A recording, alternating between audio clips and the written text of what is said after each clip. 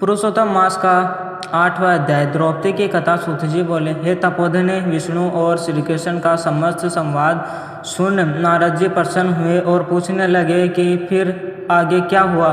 भक्त वत्सल श्री कृष्ण युधिष्ठिर एवं द्रौपदी को कृपा से देखते हुए अर्जुन से बोले, दुख में डूबे होने से तुमने तपोवन में आए पुरुषोत्तम का आदर किया है, यह मैं जानता हूँ, किंतु इस मास का महात्म्य भय से दुखित भीष्म द्रोण भी नहीं जान पाए और भय के द्वेष में तुमने भी नहीं जाना तथा वेदव्यास जी से प्राप्त विद्या आराधना में लगे रहे मनुष्य को प्रारब्ध अनुसार सदा बाँधता है, अतः प्रारब्ध भोग अवश्य भोगना चाहिए। मनुष्य प्रारब्ध से ही दुख सुख भय आनंद को प्राप्त है, अतः भाग्य पर सदा भरोसा करके रहो। हे महाराज, अब आपके दुख का दूसरा कारण कहता हूँ। इतिहास सहित इस कथा को सुनो। यह द्रौपदी पूर्व जन्म में महाभाग्यशाली श्रेष्ठ मेधावी ब्राह्मण की अकेली पुत्री थी। यह बड़ी चतुर थी, नीति में निपुण थी।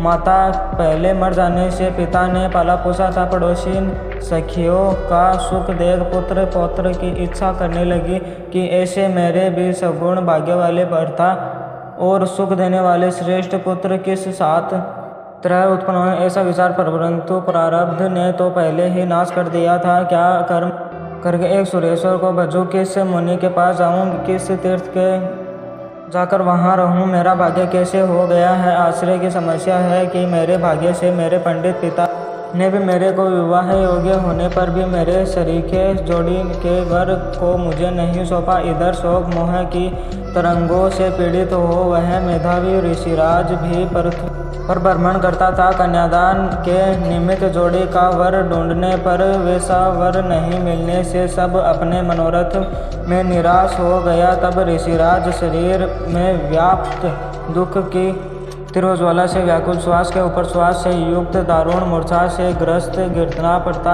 हुआ पृथ्वी पर लेट गया और पुत्री का स्मरण किया। जब तक पुत्री भय से व्याकुल हो पिता के पास आवे तब तक वह मरने के सरीखा हो गया। देवयोग से अकस्मात कांपता हुआ वह हरि में मन लगाता हुआ श्री हरि पुरुषोत्तम भगवान को इस प्रकार स्मरण करने लगा। हे राजेश, हे राधा रमण, हे अति उग्र दावानल के समान पाप करने वाले, हे मुरारे, हे दामोदर, हे दीनानाथ, तुम्हारे लिए मेरा बारंबार नमस्कार है। मेरी संसार रूपी समुद्र से रक्षा करो।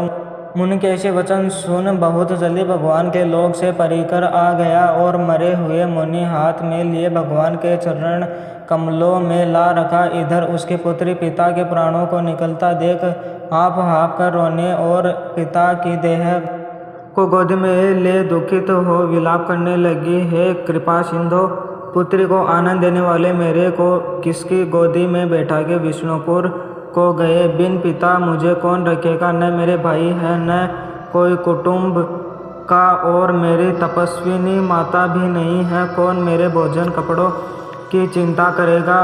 वेद ध्वनि से शून्य तुम्हारे आश्रम में अब मैं कैसे रहूँगी। बिन विवाह करे ही आप कहाँ चले गए। हे तात, हे तपोनिधे, चुप क्यों रह गए हो। उठो उठो, अब तो बहुत ही सोए। ऐसा बारंबार विलाप करते हुए महादुखित हो रोने लगी। वहाँ उस वन में रहने वाले ब्राह्मण उसका रोना सुन हाहाकार मचाते वहाँ आ पहुँचे और पुत्री के गो में मरे हुए मुनि को देख वन के रहने वाले अन्य सब मुनि भी रोने लगे। फिर पुत्री के गोद से मुर्दे को उठा के शमशान में अंत्येष्टि के कन्या को समझाकर वे सभी अपने अपने स्थान को चले गए। अब कन्या धैर्य धारण कर यथाशक्ति भजन करती हुई उस तपो में रहने लगी।